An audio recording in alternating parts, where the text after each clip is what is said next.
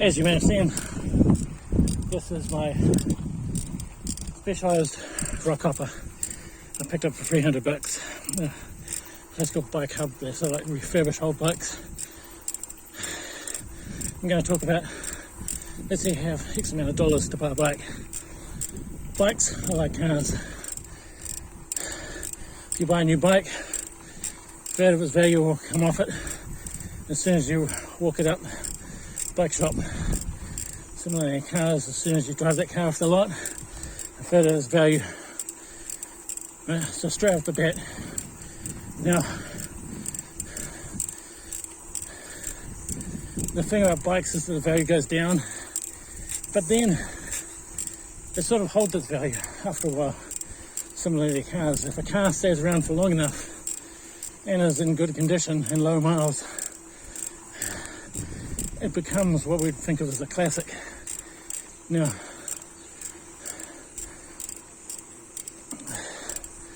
the thing about this is that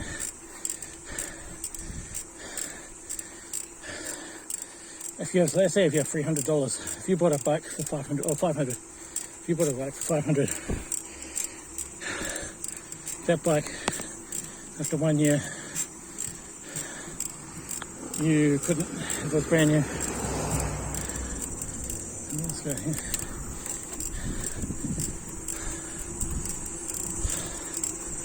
You couldn't give it away for more than $300, right? If you spent $500 on a bike, I saw a Specialized LA, and it must have been either a 2006 or 2007 model, because it had the same teardrop. There's a road bike for you don't know what it had an Ultegra group set, Mavic Axiom race. It basically had the same setup as a Specialized tarmac comp. So the LA is like the road race bike, aluminium of Specialized, and the tarmac is like their carbon fiber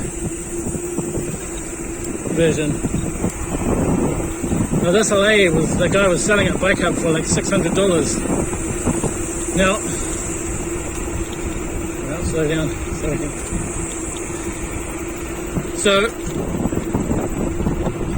if you walked out the shop with this LA and you kept it for say 5 years and you did sufficiently low miles that it still had the original wheels on, because that's usually a sign that it's been clocked up a reasonable amount of miles, then you could probably sell that LA for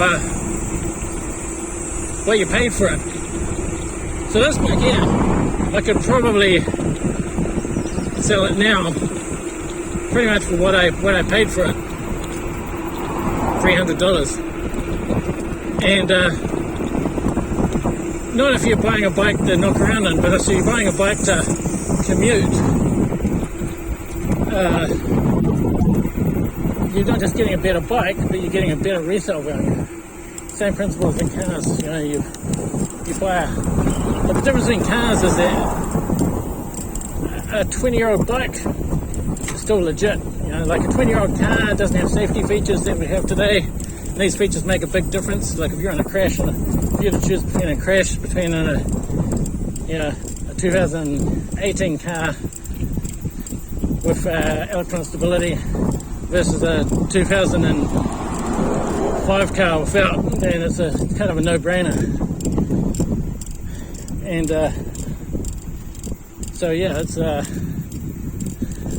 so basically this is that's the great advantage of bikes, is that bikes have get to that classic point far quicker, and a classic bike is reasonably priced and will hold its value, and you'll be able to probably flip it. You probably ride it and flip it. You could probably, if you were commuting, you could probably continuously flip.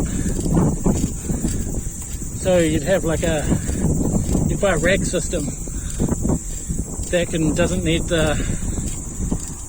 doesn't do damage to the bike. Maybe like a Axiom Axiom rack for road bikes, or a rack like what I've got on this, and you pick your budget. Let's say, I don't know, $500 to $1,000, and then you just buy a bike, use it for 6 months, buy a bike that still has the original wheels, and then just flip it for the same price, and then go out and get another older bike that's now a classic, and you probably keep on doing that in rotation, and maybe even going up in value. So yeah, if you're going to buy a bike, go second hand. It's way better. Road bikes today are kind of they kind of suck with proprietary parts, disc brakes. Okay, here we are at the ferry.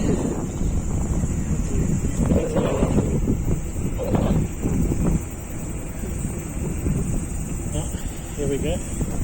Well, I better go. I'll catch you later. I'll talk about my e-bike because that's the motor's been fixed. Oh shit.